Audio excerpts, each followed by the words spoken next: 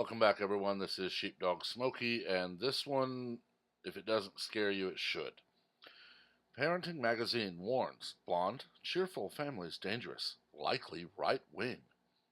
And granted, this is a German publication, but it's still a growing sentiment that we're seeing more and more with the demonization of Caucasian people.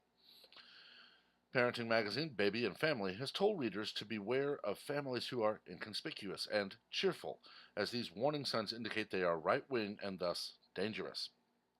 Depicted with illustrations featuring solely blonde women and children, the report says ordinary parents must take action against right wing families and make clear that their ideology has no place in the world, asserting that the term right wing stirs up anxiety and brings to mind burning refugee homes, skinheads, and the National Socialist Underground group who carried out a string of violent attacks on foreign people.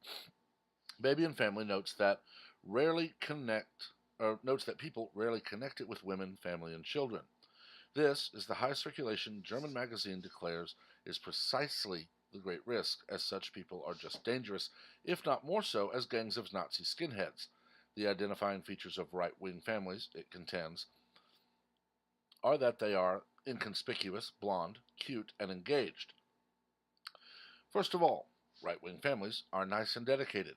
Michaela Kodig, sociologist and researcher of right wing extremism at Frankfurt University of Applied Sciences, alleges. Researcher of right-wing politics Eva Prausner says a huge danger of right-wing families is that they seem normal. Because of this, she says, many parents will already have established good relations with them to the point that they are no longer marginalized and at worst get support. While there are different types of right-wing families, Baby and Family asserts that daycare centers should always seek help when dealing with them. The right has many forms. The definition of what is extreme and what is not is difficult, it says, but asserts that all manifestations must be dealt with because right-wingers could spread their views when meeting with other parents in the playground. Heike Radvan of the controversial Amadeo Antonio Foundation warns that children of right-wing parents are not necessarily different from other children, but says they are often very obedient and might not talk much. Despite asserting that such children are not outspoken, the experts wheeled out by the magazine warn that a sinister aspect of right-wing parenting is that they instill self-confidence in their progeny. They do this, Prausner posits, in the hope that their offspring will later confidently carry their ideology into the world. Kodik explains that right-wing families are not unlike ordinary families in that they teach their own values. The important difference with extreme right-wing groups, however, is that these values are strongly geared at Germanic customs and traditions. Prausner says right-wing kids are aware that they should keep their family lives private, but she adds that a telltale sign of right-wing extremism is that there are usually no American logos on their parents' clothing. This is not to say there aren't visual signs which can indicate a child is from a right-wing family, however, the researcher points out. Prausner warns that, while most people wouldn't recognize them as such, accurate braids and long skirts serve as a warning sign that a child has right-wing parents. The report advises some ways in which daycare centers can prepare for the event that right-wing parents register their children with them. It advises introducing a policy and mission statement to set out values for which the nursery stands. Mothers and fathers should get involved in the Parents' Council to take action against right-wing parents, Baby and Family notes. They should not be afraid to confront right-wing parents directly, it states. Even if it is difficult, you should immediately set limits and say that you do not want to hear this, Kodik says. Radvan meanwhile declares, understanding has no place in such situations. Thomas Feist, MP for the ruling Christian Democratic Union Party, has requested that the government stop funding the Antonio Amadeus Foundation, pointing out that the supposed charity hosts and rewards threats of violence and denunciations of people on its website.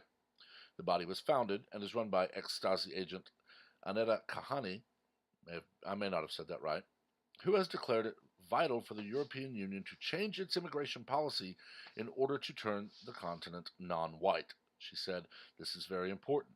You have to change the educational system and the self-understanding of the states. They are not only white anymore, or only Swedish, or only Portuguese, or only German. They are multicultural places in the world. Despite how, as Feist points out, the far-left organization's website is now singling out the CDU and some of its politicians as dangerous and right-wing, the foundation runs the government's crackdown on people who criticize open door mass migration and the violent behavior of migrants toward German people. I'd like to say you can't make this up, but it's more and more prevalent every day.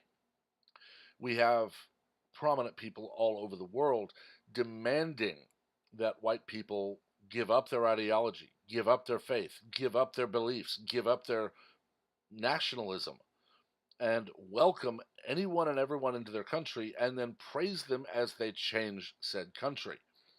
Germany recently was featured in a news story where supposedly German police are told they cannot release the name or faith of a terrorist attacker because, of course, they're all right-wing, white, blonde-haired, blue-eyed German girls in long skirts with accurate braids, not the Muslims who are brought in and are all military-aged men.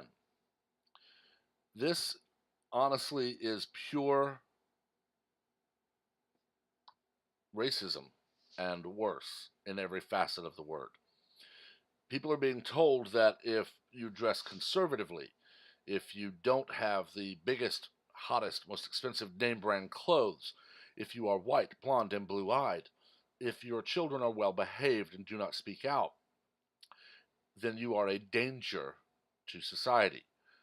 Let's put this in context, though. What if this exact article was released in the US and targeted at dark complected, dark haired families where the girls dress very conservatively and the men all have beards, where the children are very respectful because they've been basically forced into that way of life?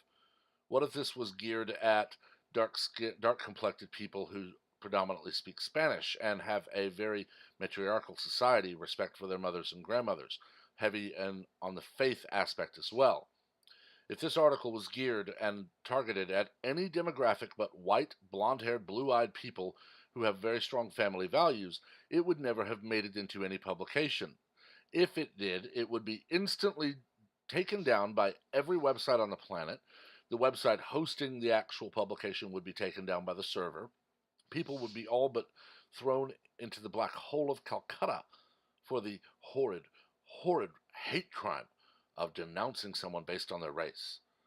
Why is it now, then, that we are expected to praise this ultra left-wing, hateful, and racist publication for saying that if your neighbors are white people who don't wear the name brand American clothes and their kids are well behaved with very accurate braids and they wear conservative skirts, do not speak out and are very respectful in daycare and classes, they are a danger?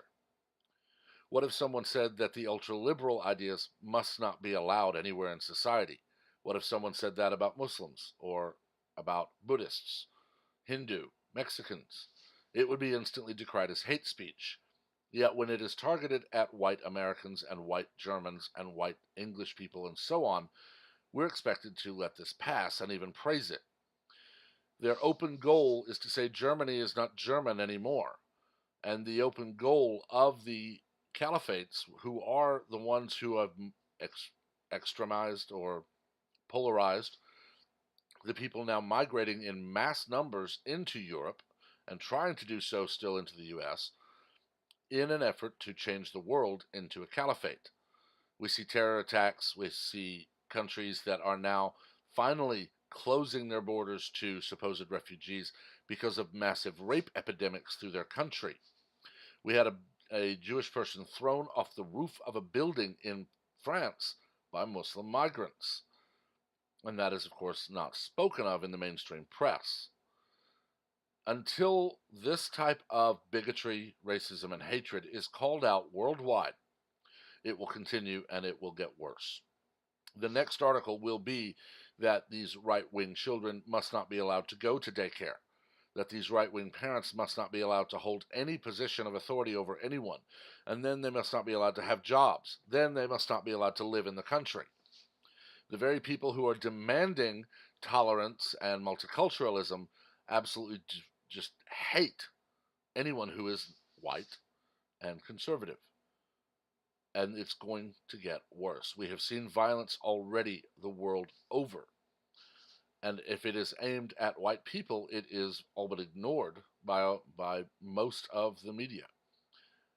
If it is a one random wingnut who crafts himself an eco-terrorist and not a fan of Donald Trump, or if it's a Bernie bro who shoots up a Republican Party softball practice, well, of course, the gun is the problem, not the hatred in the heart.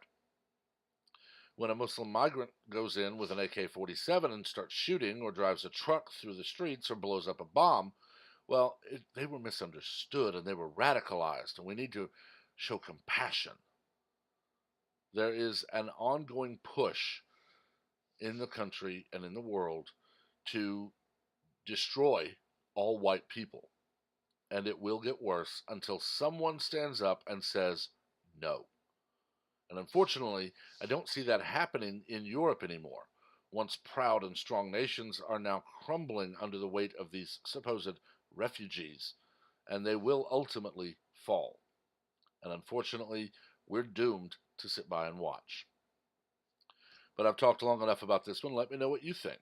Uh, Unfortunately, my German is not good enough for me to actually read what's on that page, but I do trust it was exactly this because of what I can make out on my limited ability.